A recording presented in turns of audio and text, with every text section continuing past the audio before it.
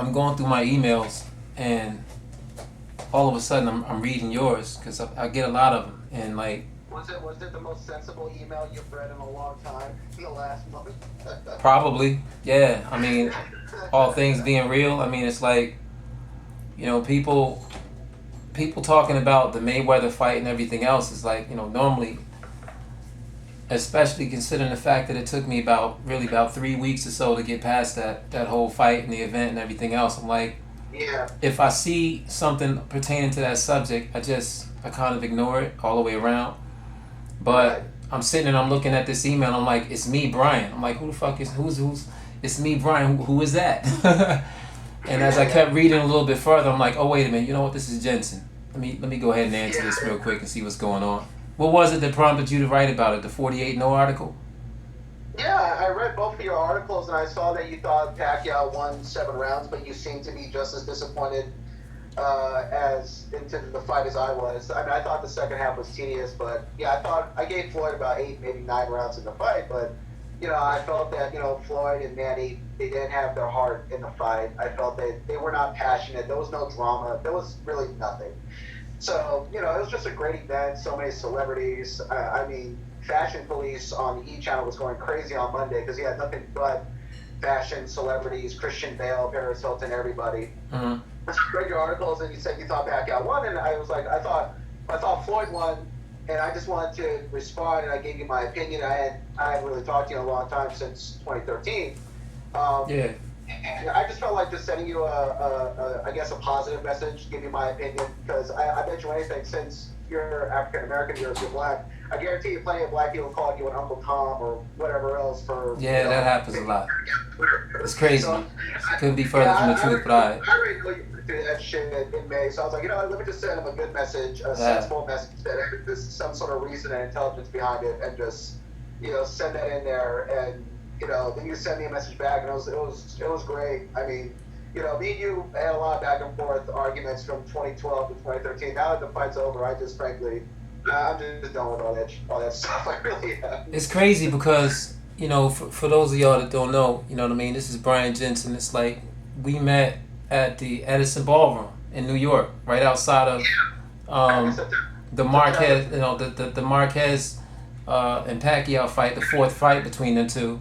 And we were going at it, with respect to what would happen with that, but we spent a lot of time talking about Floyd Mayweather, Manny Pacquiao, the prospect of that fight and everything else. And this is what Right. people don't understand about why um, it left such a bitter taste in my mouth and a big hole in my heart, because I spent the better part of the last 5 or 6 years talking about that potential fight, and Yeah. and really with a level of greatness that you could attach to it. Like you just said a few bars back, that it was a great event. It should have been a great event. And anytime you have a $500 million fight, you know what I'm saying, and you have SportsCenter switch their basis of operation to Las Vegas around boxing. That doesn't Right. happen. Everybody. You know what I mean? And when you have the entertainment field, and the entire sports industry, pretty much looking at the sport of boxing because of those two fighters, and for it to not be a great fight did a disservice to not just themselves but to boxing and to boxing fans. Yeah, I think that as history, goes on, and as the days, weeks, and months and years linger on from that fight, the event itself will become even less significant, and further sully the reputations of both of those fighters, and that's a shame. It's a shame. I think it's sad that Pacquiao had over 32 lawsuits, because I think people have so many high expectations with Pacquiao. And for me, I didn't think Floyd looked that great, but I felt Pacquiao looked worse. And I remember I saw the fight again with the sound terminal. And I just saw the sound turn off, so I just wanted to ignore the commentary, ignore the fans who were screaming every time Pacquiao, even ignore Howard Letterman and Steve Barnum, just look at the fight with the sound turn off and look at Pacquiao's approach to the fight. I felt that his footwork was a little bit too sloppy at times. I felt that his posture was off. And every time he would get Floyd into a corner, Floyd would move to the side and Pacquiao would just walk into the ring post. He would walk into the ring post either his corner or in Floyd's corner or in the ring card girl's corner. And I was just, I'm looking at his performance, I understand how so many people be so upset they want to sue him. But to me, I agree with you that both Floyd and Manny's reputation were ruined. Although then again, Floyd already had the reputation of being the tedious fighter in the last 6 years. Right. I agree with that. That's probably why I'm not as disappointed as you are, because look, I only saw the fight for $15. I'm a part of an MMA meetup. We made a big meetup. 60 people showed up. We were downstairs in the dojo at Buffalo Wild Wings on 47th Street between, I think, 7th and 8th Avenue. We were downstairs. The place was packed. There were 2 lines for us, for part of the meetup, the MMA meetup, being downstairs, and everybody else. So it was a long line for all the other floors. It's 3 floors. So I only saw the fight for $15, and I paid an extra $20 for this burger. I forgot what I ate, but it was really great. That's probably great because I spent 10 hours without eating food, so anything was going to taste good at that point. So I saw it for $15. My friend Carlos and I went to see the fight, and we just knew what to expect out of Floyd, but we expected more out of Pacquiao. So of course, the whole second half ended up being tedious, and really, even though I do think he really won the fight, it was a dull experience. I've seen worse fights, but I understand why people think it's the worst fight ever, because there are people that spend an obscene amount of money. I mean, $200,000, $1,500. That's my point. That's my thing. You know what I mean? And it's like, Floyd Mayweather talked to Tom Brady, all right, in the Inside Mayweather Pacquiao episode, and had a guy in Brady who had just won a Super Bowl, in an exciting Super Bowl, all right, get him, a guy who never really comes and supports a boxing event, to shell out $300,000 to sit ringside for that fight. And I'm saying to myself, you've got 20,000 of who really represent the 1% in society inside that building, with the ability to tell other people and their peer set about the sport of boxing, and to talk about it, well after the event is over. And they didn't do, like 5 minutes after the fight was over, it was an afterthought. And that was my thought. And to your point that you made, I saw the fight differently. I saw Pacquiao coming forward. And here's my problem with Floyd Mayweather. When you're the bigger fighter, you should not need the most space in the ring, in my opinion. I sat in Las Vegas for the Shane Mosley fight with Floyd Mayweather. And I saw Shane Mosley hit Floyd in the second round, as we all did. He rocked him. He hurt him. He had him in a lot of trouble. What Floyd did in the third round and beyond, to me, solidified the term greatness in connection with him. Now, for anybody else that's out there that's always felt like I was just a detractor of Mayweather just because, that couldn't be further from the truth. What it is I saw a fighter that night who proved that he was capable of being a boxer that knows how to fight and understood the moment, especially considering that Shane Mosley had challenged him in the ring on the eve of his comeback with Juan Manuel Marquez. He took it personally, as he should have, and he fought as if he took it personally. And to be honest with you, to me, that was his defining moment as a fighter. Now, when you take a fight of this magnitude, which is 3 to 4 times beyond what the Mosley fight was to him, especially when you consider, Brian, that Manny Pacquiao had been out of character in stalking and going after Floyd Mayweather and social media and everything else, to me, that in and of itself represented an opportunity for Floyd to say, you know what? Especially, we saw the ESPN interview that he had with Stephen A. Smith. Talking tough, you know what I mean? If Marquez got him in 6, I'm going to get him in 5. You know what I mean? He's at the pool table with Smith. Smith is, sounds like you talking knockout. Yeah, I know. Floyd dropped his head, starts laughing knowingly. One thing we know about Pac is Pac ain't going to go in survival mode like other fighters that face Floyd Mayweather. What did he do except, I'm sorry, in the third and fourth round or whatever, Pacquiao's coming, he's hitting the guy. And all of a sudden, you still decide to give us an Olympic-style boxing display. To me, that was so egregious that it warranted a boycott of this man and anything that he does in September and beyond, because you can't have people sitting down in an economy like we're in, and have people pressing buy for $100 to buy a fight that you've already decided isn't going to be a fight, but more or less an exhibition. And to me, that lies with him. Because despite whatever it is you may have been seeing with Pacquiao, he's at least trying to bring the fight. And you've already stated, you know what I mean? You know what I mean? That to me was my problem with the whole thing. It's like, because we're in June now, we're several weeks removed from it. It's like I can talk about it. Honestly, it upset me so much to the point where I even considered whether or not I really wanted to deal with boxing again. Honestly, it's like that's how bad it was to me. Like, you can't come from Roger Mayweather's era, who fought Chavez, who fought Kostya Tszyu, for Christ's sake, and you never wanted to fight that guy. We've been you and I have been back and forth on a couple different things, whatever, but you can't be the epicenter of boxing, facing what we all feel is your arch nemesis and the guy that's going to forever define you, and not come out there and do something to force the action and to push this little man back. That to me, that's what I'm saying. You know what I mean? Miguel Cotto, for anything that anybody wants to say about him or whatever, like, you can't even compare the fight that Pacquiao had with Miguel Cotto and Floyd Mayweather. It's just not even the same thing, because Cotto tried his best to do what he needed to do to bring the fight to Pacquiao to the point where he got pushed back. But if you're the best ever, then you're supposed to do that and then some. And he didn't do that. And that's my problem with the fight. And again, I saw the fight differently than you, but that's okay. No, that's great. You make a lot of good points. That's very fair. I'm not going to argue with the fact that the fight was tedious. That's pretty much, I agree with that. But I do feel that Floyd was able to do, to me, brilliantly, was able to always make Pacquiao move to his left and kind of walk into Floyd's right hand. And Floyd did miss his right hand a couple of times. But Floyd was able to control, for me, the pace. And if it's moving, if the fight is tedious, Floyd is most likely going to win. Because if it's fighting, it's a technical fight, then he is taking the advantage of that. But I felt Floyd controlled the tempo with his jab. I thought that, Pacquiao was missing his left hand a lot. And even in the fourth round, he landed it. But then Floyd blocked a lot of other punches in the fourth round. He blocked a lot of punches in the sixth round. And yes, Pacquiao was trying to make it into a fight, but Pacquiao was swinging and missing.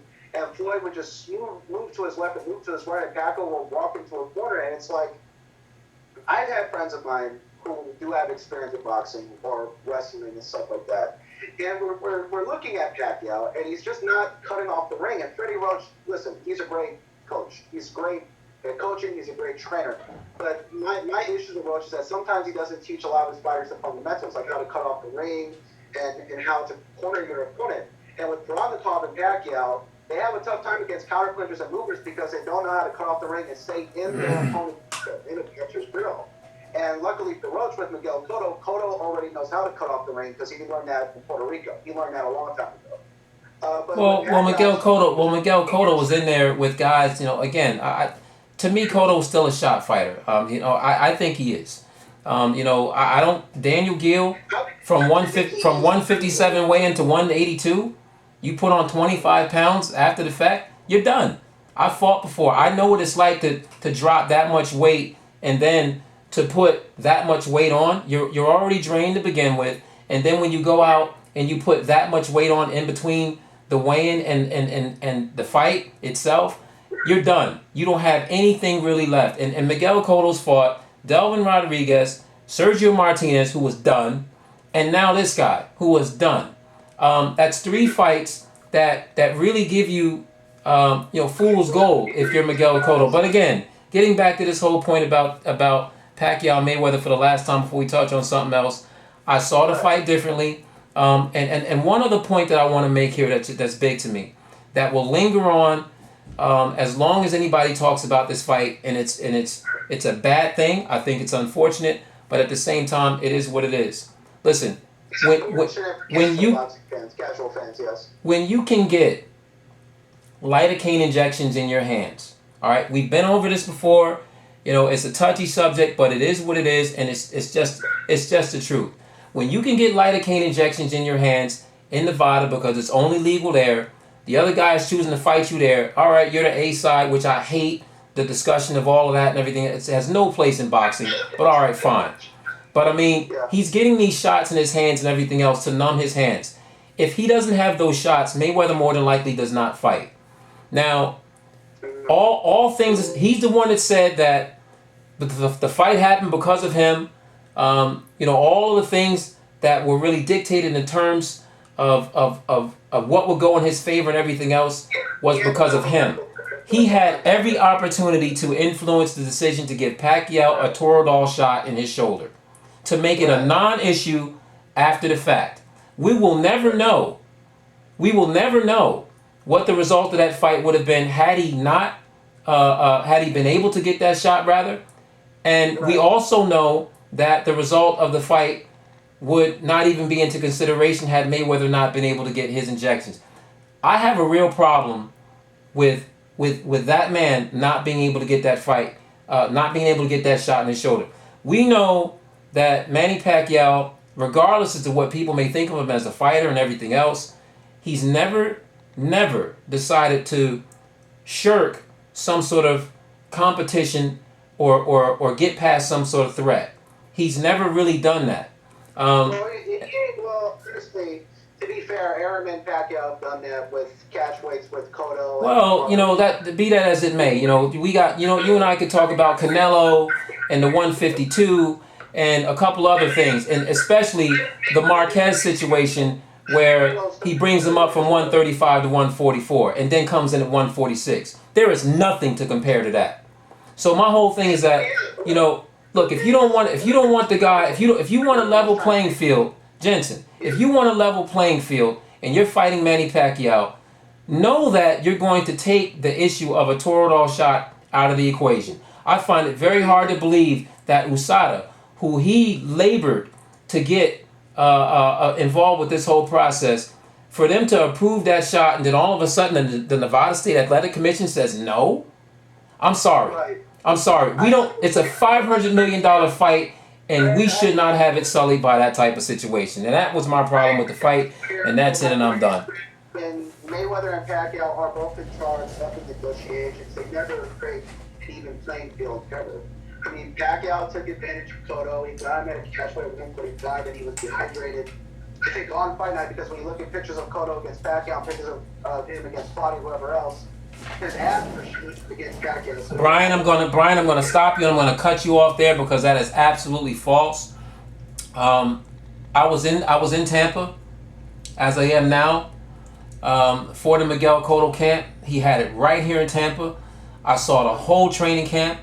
I know that he was basically at weight from about 4 weeks prior to the fight. He dedicated that fight to his father. He was breaking people in training camp. 145 was absolutely not a problem for him.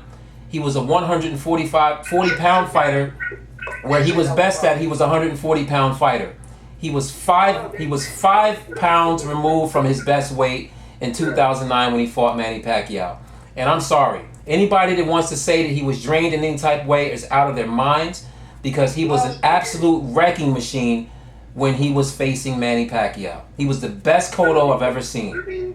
Cotto looked pretty terrible. He looked very exhausted. He did? He looked like he overtrained. That's not what he told me, and that just couldn't be further from the truth. But when you look at Cotto's body, and I can show you pictures on Facebook, I can find those pictures, but you look at Cotto's body on the night that he fought Pacquiao, on the night he fought Claudio, the night he fought Mayweather, or even his most recent fight, he looks like he had water weight against Claudio. And against Pacquiao, his abs were shown. He had no water weight. I don't know whether he was dehydrated on that night, but it looked like he didn't have any water weight. He looked like a skeleton. He looked like a skeleton at the weigh-in. No, he was in tremendous condition. Mayweather looks like a skeleton every time he fights by that same comparison. He was in tremendous condition. Floyd always looks ripped. I never seen Floyd look like a skeleton. Canelo looked like a skeleton at both of the weigh-ins against Trout and Mayweather. Miguel Cotto was ready to fight. Now listen, I'm glad we're on the subject of Cotto right now, because to me, Miguel Cotto, all right, is reigning the middleweight championship. I don't appreciate the title defense over Gil. I'm not giving him a lot of credit for the 4th round stoppage. I'm really not. It was fun, but I'm not giving him a lot of credit for that fight. But if he signs on to fight Alvarez, first of all, Miguel Cotto's going to the Hall of Fame. Miguel Cotto has done more for boxing out of Puerto Rico than maybe even Felix Trinidad has, to be honest with you. He's been in major events. He's been an icon there for the longest time, and he's getting ready to be involved, hopefully, in a very iconic fight with Canelo Alvarez. Based on what I've seen from him over the last a couple of years, especially considering this renaissance he's supposed to have with Freddie Roach, I think that Canelo Alvarez is going to make mincemeat out of Miguel Cotto. I think that Miguel Cotto is still a guy that wants to come forward and impose his will on you. He's a pretty decent boxer, but so too is Alvarez. I think that when you combine the the the damage that punches really have on Miguel Cotto, his skin is still fragile. He busts up in there. I think that Alvarez will hit him with combinations in a real good action fight. Systematically start to break Cotto down. We know that anytime Miguel Cotto starts to back up, the fight's over. It's done. He doesn't want to back up. I think that Alvarez pushes him back, forces him to get into some warfare that he really doesn't want to engage in. Miguel really doesn't want to box a guy, and I think that Alvarez will impose his youth and just sheer volume on Miguel Cotto and probably stop him somewhere short of the 10th round. But that's a great fight for boxing, and that's the type of fight that we were hoping to get out of Manny Pacquiao and Floyd Mayweather. I think that fight will give us the type of fight that we wanted out of Pacquiao and Mayweather. Yeah, I think a lot of people had unrealistic expectations with Mayweather. Pacquiao. Probably so. I think so. That's probably what upset me so much.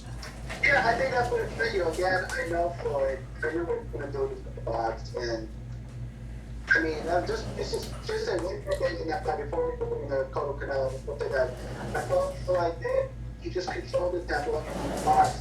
The reason he pushed back too hard or backwards is because Pacquiao didn't hurt him much or put him in danger. And when I notice before he gets hurt or in danger, that's when he fights a little bit harder, like against the Marcus Corley or is that Judah, Shane Mosley. That's when he starts fighting a little harder. But if you noticed in the last 4 years, Floyd just chilled. Against Guerrero, he was kind of chilling. Against Canelo, he's chilling. I think the first fight McDonald was the toughest I've seen Floyd since Mosley in the first fight. And even though he dominated the second fight against McDonald, he was sharper in the first fight because he thought that he was really going through some shit. He was cut, he was bleeding, blood was getting in his eye, and then when he just got sharper and started hitting, he didn't sharpen in the first fight, in the second fight he was fine, but that's just my opinion on that. As for Canelo and Cotto, that's going to be an action fight. I think they're both going to all day. 600 punches in total, maybe 1,000 punches over that fight. Canelo's going to be coming forward. He's going to be pressing the action. But here's my issue with Canelo. I think Cotto's going to win by a split decision or a unanimous decision. Because really? because I think Canelo, and this is why I always felt that the Mayweather-Canelo mismatch, even before the catchweight thing, before the contract was signed, I always thought that. I agree with James Toney on that. James Toney said the Mayweather-Canelo was a mismatch. I agree with him. Because Canelo, as strong as he is, as tough as he is a really good tough. Those against the fighter wants to fight everybody. He's in a position of power where he doesn't have to fight. He can continue to fight B-level, C-level fighters and sell 30,000, 40,000 tickets and retire. But instead, he decided to put Lara and he put Kirkland. And yeah, Kirkland was inactive for a year and a half. But still, no one wanted to fight Kirkland. Canelo's been wanting to fight Kirkland since 2012. And he wanted to fight Paul Williams back in 2012. And he fought Lara, he fought Mayweather. And now he's about to fight, hopefully fight Cotto. And Canelo might fight Gennady Golovkin next year. So he wants to fight everyone. But my issue with Canelo is that he just doesn't know how to cut off the ring. That's why I always felt that Mayweather would back. To me, that's what happened to Mayweather. Well, he's a waiter. He stands there and he waits to counterpunch. He stands there and he looks for things too much, and he's stationary a lot of times in there. You know, sometimes his movement is not what it needs to be. If he's in there with an aggressive guy, like we saw with Kirkland, then he's pretty much getting ready to bring out the ugly stick on you. He throws beautiful combination. He's a finisher all day long. He's an instinctive finisher, and he needs a willing opponent that's going to engage him in order to bring all of those things out. And Cotto will do that. That's why I think that he stops Cotto. I agree. If Cotto fights stupid, Canelo's winning by TKO, or he'll just punish him for a full 12 rounds. You cannot go toe-to-toe with Canelo. It is almost impossible to do that because he is so tough. He hits really hard. He can take a punch. He is very strong, and he is very effective with this. He's very accurate. He had going into Very accurate puncher. Very accurate combination puncher.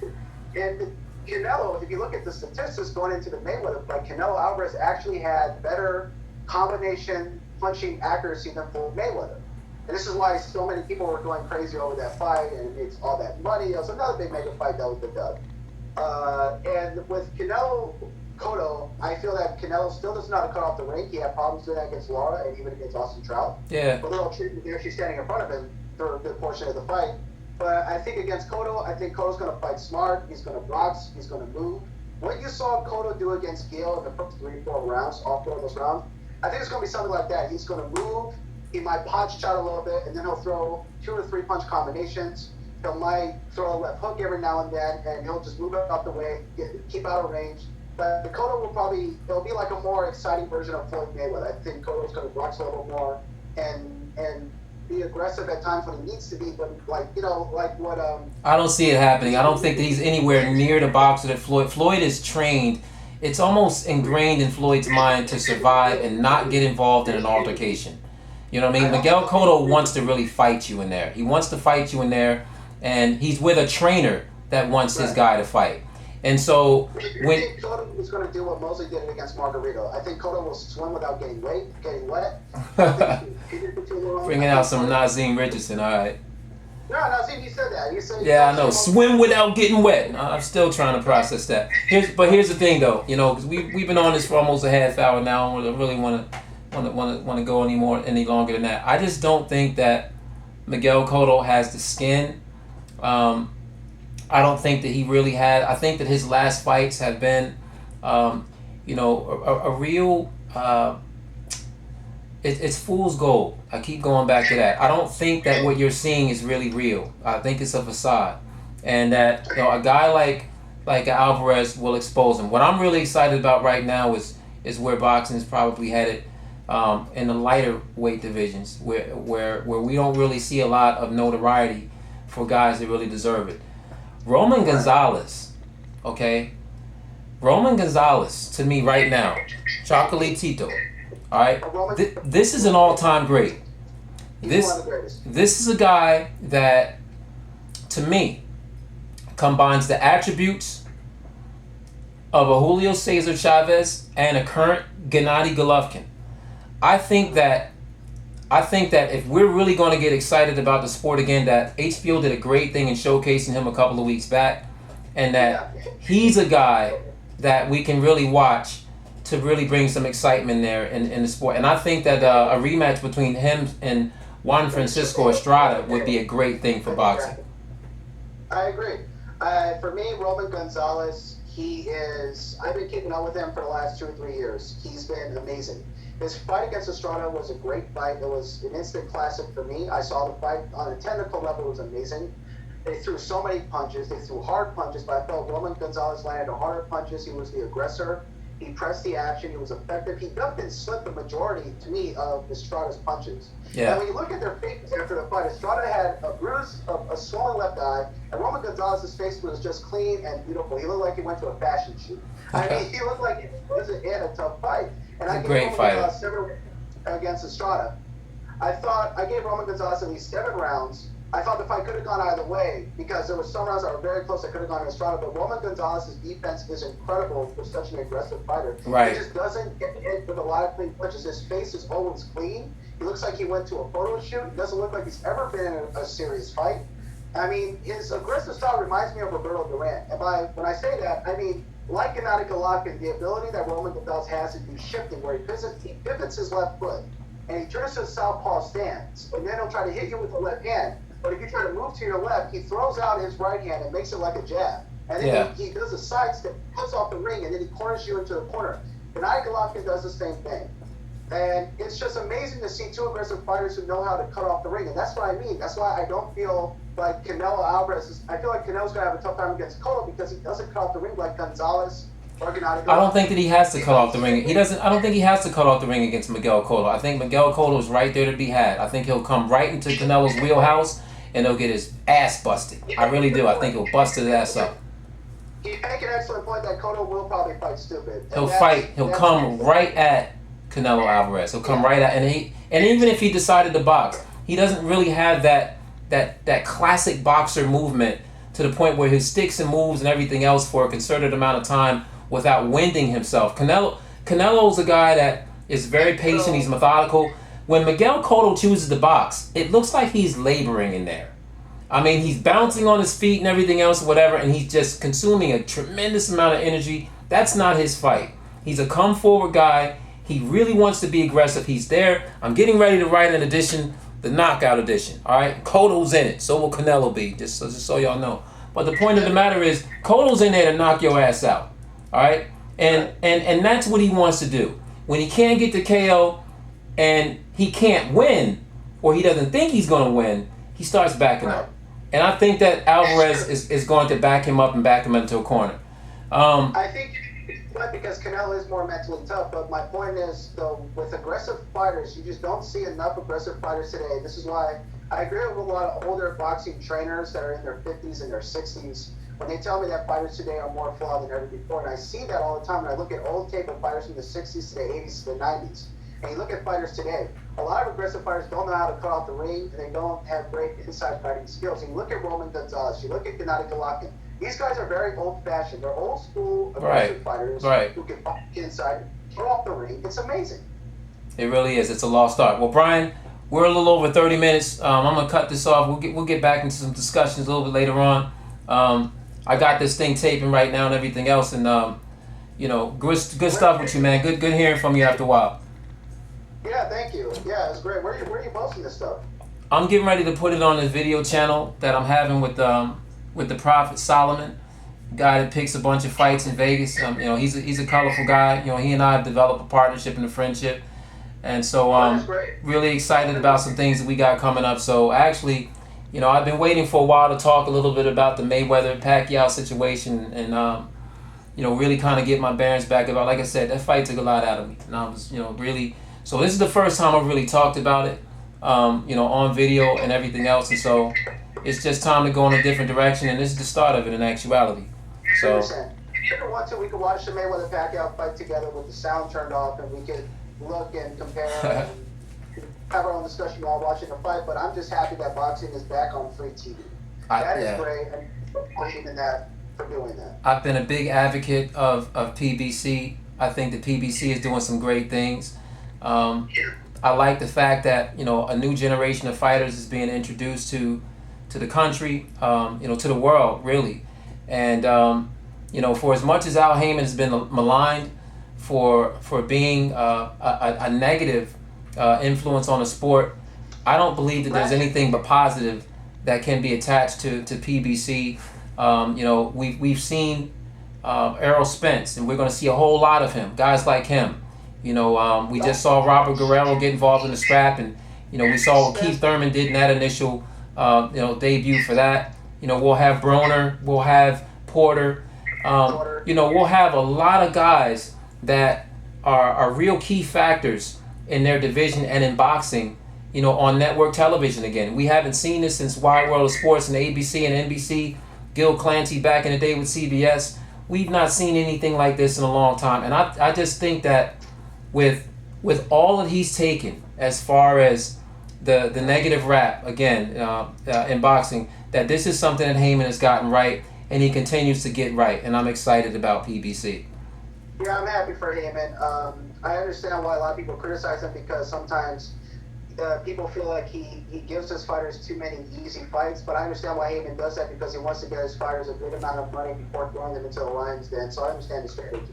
I really do. Well, again, I appreciate the direction the boxing is headed in. Despite what happened on May 2nd, I think that overall everything is alive and well in the sport of boxing. Brian, good talking to you. I'm going to chat with you again a little soon, bro. When do you want to talk again? We'll talk again tonight. I'm just going to end this segment right now. Okay, yeah, I'm going to be down at Union Square for a bit. Sure, definitely. I can talk to you. All right, for sure. All right, brother. I'll call you in a little bit. All right, cool. All right, man. Later. Bye. All right, so there it is. You know what I mean? Let me give a special shout out to my man Kenny Lopez. What's up? Travell, what's going on? Hey, Terrell, Flomo Rivers, you know what I'm saying? Got to get that out there on camera. You too, you still a big homie. You saw what I just said and everything else. Anthony Tassadi, Tracy Starnes, my man over at Real Combat Media, Anthony Gonzalez, Richard Solomon, what's up? Like to say hi to everybody out in the fight community right now, and expect some big things in the future. I'm out. It's your boy. Turn this